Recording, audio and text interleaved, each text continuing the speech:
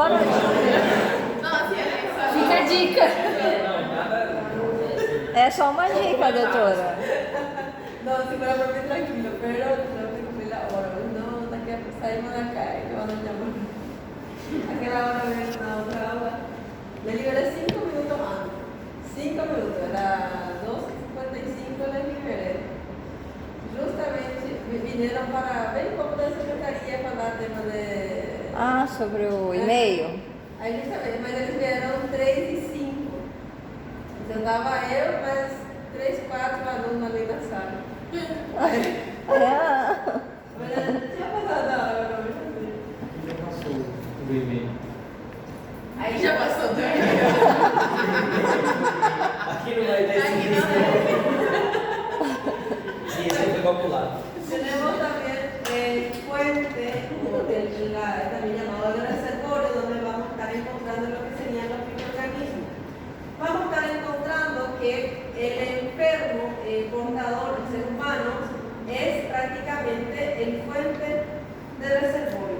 ¿Cómo voy a realizar la prevención de estas enfermedades infecciosas en ese paciente enfermo? ¿Cómo voy a evitar la prevención, profilaxis?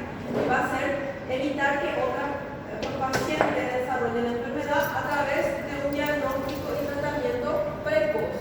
Cuando más tempranamente el paciente se va a consultar, cuando más tempranamente yo le diagnostico y le doy el tratamiento, menor va a ser la chance que muchos otros pacientes desarrollen la enfermedad, que se enfermen.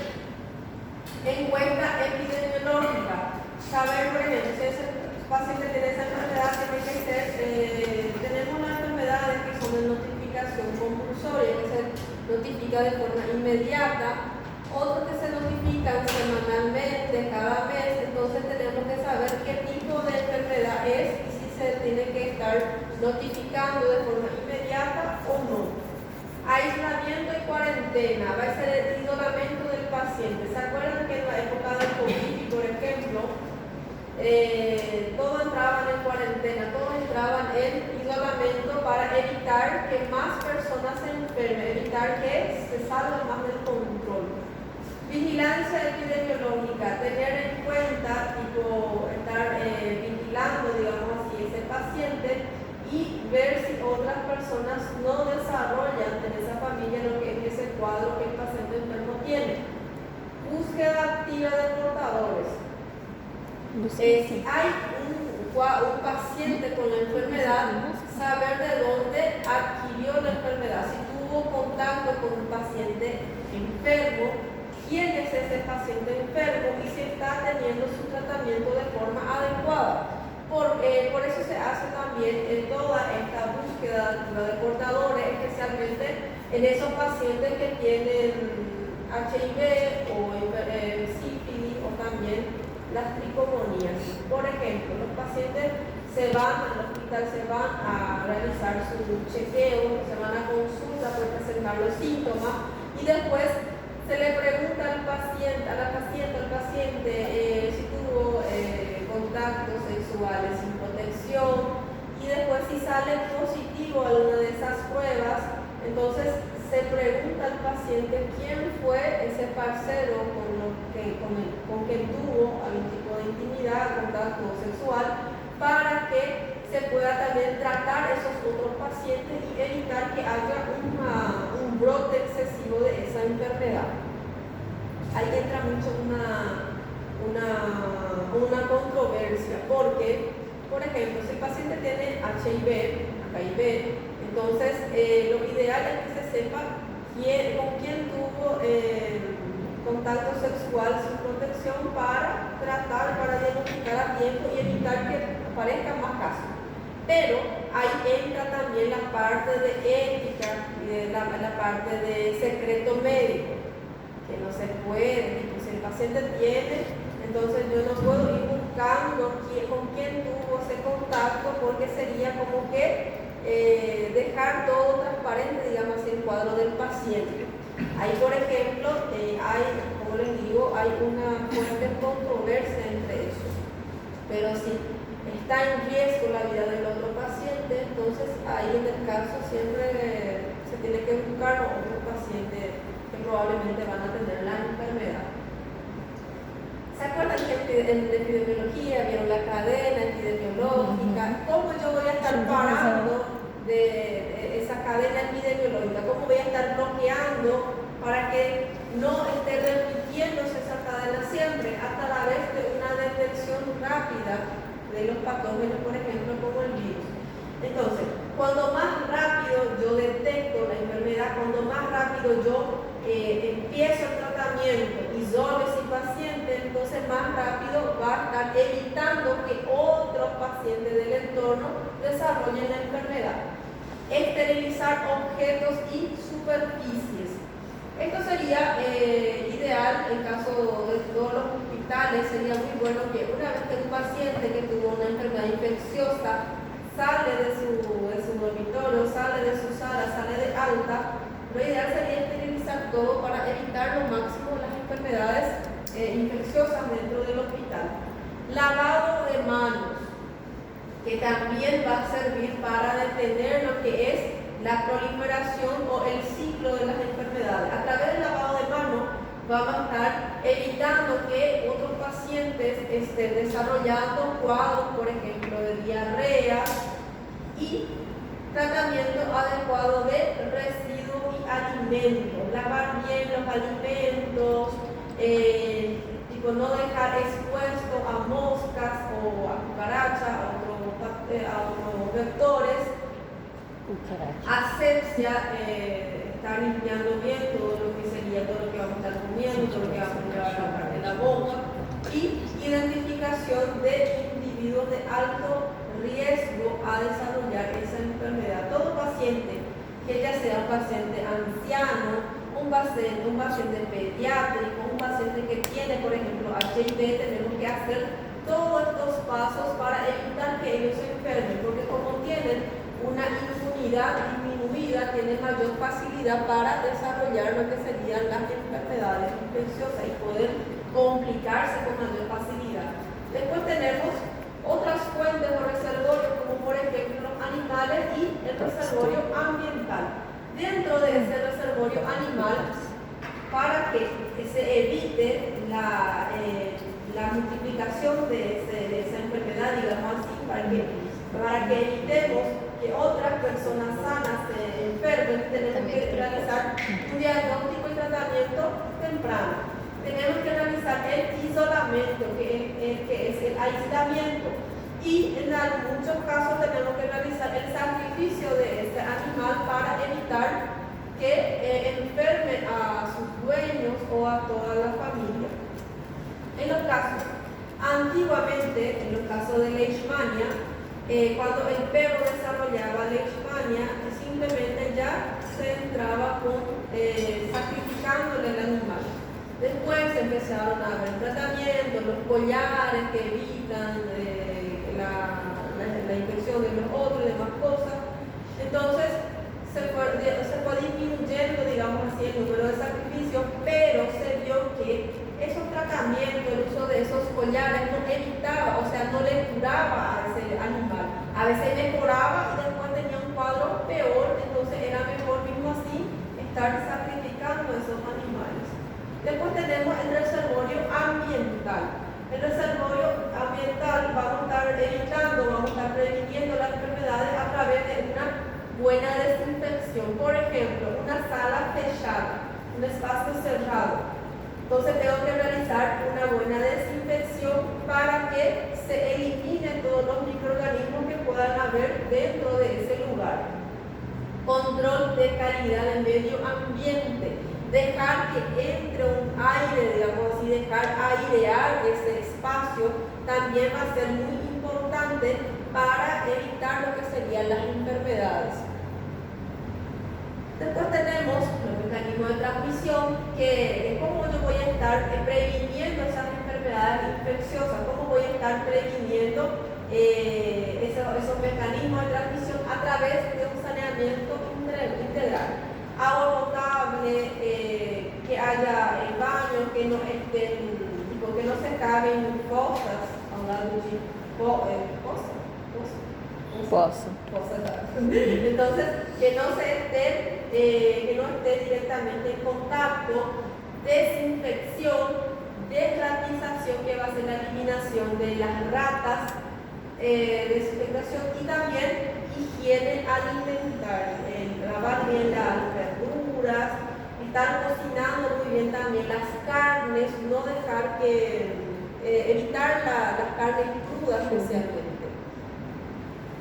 Dentro de esa prevenciones de contacto directo, entonces para que yo evite una transmisión de enfermedad, voy a tener que utilizar métodos de barrera. ¿Qué serían los métodos de barrera? Utilización de tapaboca, utilización de guantes, la utilización también de métodos de barrera sería también la utilización de condones, de preservativos, que serían las camisillas, y también una higiene personal adecuada, evitar que ahí abajo de las uñas esté lleno de tierra, suciedad, lavar las manos después de estar tocando objetos, lavar las manos antes de consumir alimentos, y la prevención por contacto indirecto va a ser también higiene personal, lavado de manos,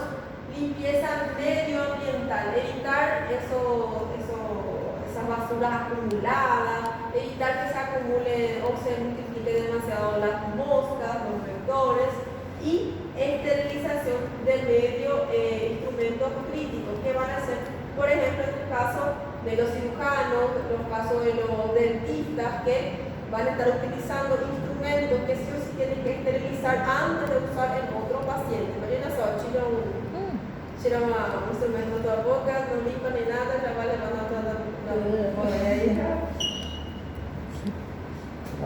Después tenemos la prevención a través de las enfermedades que se pasan a través del aire. Podemos estar previniendo a través de isolamiento, que es la cuarentena, una ventilación apropiada, una limpieza del local y de todos los instrumentos que voy a tener dentro de esa localidad. Flujo laminar, por ejemplo, si voy a colocar aire acondicionado, entonces tengo que colocar, y a la hora de respirar ese local tiene que salir ese flujo en una sola dirección. Se coloca, por ejemplo, tubo dirección contraria, entonces nunca va a salir toda esa infección en ese aire, porque va a haber un flujo turbulento y no va a estar saliendo todo lo que sería esos microorganismos. Mascarilla N95, que es la mascarilla que se utilizó bastante durante el COVID. La prevención del agua, por ejemplo, la prevención de contaminación de agua y demás cosas va a ser por saneamiento integral, potabilización, control de agua y residuales. Todo eso va a estar evitando más los cuadros de parasitosis. Después tenemos la prevención de alimentos, control de alimentos, tiene que ser por ejemplo, las carnes. Tiene que tener el certificado de calidad y todo más, no ser a veces el chancho, la vaca tenía una enfermedad, mataron ahí, sacrificaron. No Brasil, esse selo a gente chama de CIF, que é um selo de inspeção federal. CIF. Acá, por ejemplo, hay viene hasta el colorcito de la persona. Entonces, control de alimentos, por ejemplo, toda esa carne especialmente tiene que tener un cuidado tanto en la parte veterinaria, transporte también tiene que ser de buena calidad, porque no allanta tener cuidado la vaca, el porco, pero muere y coloca cualquier cosa y lleva sin higiene, digamos así. Control de manipuladores, todas las personas que van a estar trabajando con alimentos no tienen que tener enfermedades infecciosas, porque pues, si es que esa enfermedad pasa a esos alimentos, contamina los alimentos, le puede estar enfermando a los pacientes. Educación a los consumidores, especialmente lavar bien los alimentos y cocinar bien, evitar las carnes crudas, porque son un medio de transmisión. Los vectores, en la parte de los vectores, también son un medio de transmisión. Entonces, para prevenir los vectores, control sobre los animales, evitar que esos animales tengan ese contacto con los vectores que pueden estar pasando la enfermedad, desinfectación y desratización y control de todos los residuos, todo lo que se va a estar utilizando en esos animales, por ejemplo. Después tenemos lo que sería otro medio de prevención que van a ser, por ejemplo, un paciente tiene tuberculosis, nuevamente entramos en tuberculosis. Justamente el paciente tiene tuberculosis, es diagnosticado y toda ese familiar que vive con el paciente, si no presenta el cuadro, entonces se le tiene que realizar un tratamiento quimioprofiláctico o una profilaxia. ¿Qué quiere decir eso? Le vamos a dar medicamento a los familiares para que evite de desarrollar una tuberculosis. Eso también pasa bastante en los pacientes con hepatitis. Si el paciente tiene hepatitis y sus familiares van a tener contacto y todo más, o también sarampión, entonces podemos estar utilizando también lo que serían los medios quimioprofilácticos, que son medicamentos que se utilizan para evitar que esos pacientes desarrollen la enfermedad. Y después la inmunoprofilaxia pasiva, que va a ser la utilización de sueros que contengan inmunoglobulinas, que van a estar reforzando la inmunidad, porque son prácticamente inmunoglobulinas que van a estar actuando para que el organismo esté preparado cuando tenga un contacto con ese virus, con esa bacteria. Después tenemos la inmunización activa, que va a ser a través de las vacunas. En las vacunas vamos a estar viendo, esas vacunas pueden ser vivos o de virus vivo o muertos. Cuando hablamos de virus muertos, vamos a estar utilizando las partes de los virus, por ejemplo, las fracciones, las partes proteicas, polisacáridos, toxoides y recombinantes. Todo esto podemos estar utilizando para que el organismo conozca ese microorganismo y se prepare el organismo para que críe los anticuerpos. Cuando tenga lo que es el contacto, el cuerpo ya sepa cómo se va a comportar lo que es ese microorganismo en su interior. Por eso es que cuando la criatura, por ejemplo, le ponemos vacina y comienza a tener fiebre, porque es un proceso, una respuesta inmunológica, quiere decir, porque esta vacuna van a tener virus que pueden ser vivos y muertos. Entonces va a estar atacando, digamos así, para que el cuerpo tenga memoria de cómo él va a estar actuando y para que críe anticuerpos cuando tenga lo que es el contacto con estos microorganismos. Después tenemos lo que serían las enfermedades emergentes y las enfermedades reemergentes. Cuando hablamos de enfermedades emergentes, van a ser esas enfermedades, por ejemplo, dengue. Digamos que el dengue apareció hace 2 últimas décadas atrás y nunca termina completamente. Durante el año nosotros tenemos varios cuadros de dengue, y esa enfermedad emergente va a ser, aparece durante todo el año y está también amenazando a que puede haber un brote, un surto. Entonces, él nunca terminó, siempre está ahí activo, pero puede ser que aumente o disminuya durante todo ese periodo. Y cuando hablamos de enfermedades reemergentes, son aquellas enfermedades que ya fueron erradicadas, pero pueden volver a aparecer. Por ejemplo, en Paraguay está erradicado de malaria. Hace más de 10 años no hubo casos de malaria, pero si aparece un cuadro de malaria, si hay un surto de malaria, entonces podemos llamarle de una enfermedad reemergente. Sí ha subido, pero apareció. Y emergente es aquel que siempre está, que nunca desaparece, que siempre está y está amenazando con aumentar los cuadros. Y de las enfermedades emergentes, vemos que a partir de lo que sería, o desde la década de los 70, venimos enfrentando una preocupante contingencia sanitaria, porque vemos que empezó a haber cambios en lo que serían estos microorganismos, empezó a aparecer nuevos gérmenes, nuevos síndromes, empezó a haber un incremento de enfermedades controladas o descenso, enfermedades que se descubren como infecciosas, estos microorganismos empezaron a desarrollar un cambio, digamos así, en sus regiones exóticas. Por ejemplo, digamos que en Brasil y en Paraguay antes no había lo que es chikungunya, Zika, pero después que hubo varios viajes internacionales, de ahí se trajo a nuestro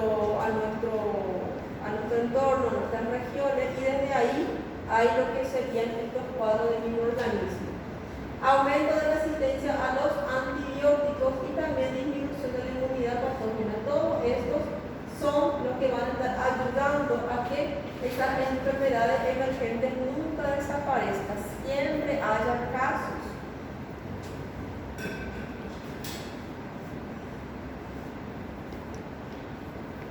¿Podemos continuar, Belén? Claro que sim, Sí, doutora. yo estoy súper cansada. Mas amanhã não é enfermidades, né? Sí, solamente no le libré todavía porque faltaba todavía un poco para que no me llamen la atención. Doutora, mas amanhã não é enfermidades.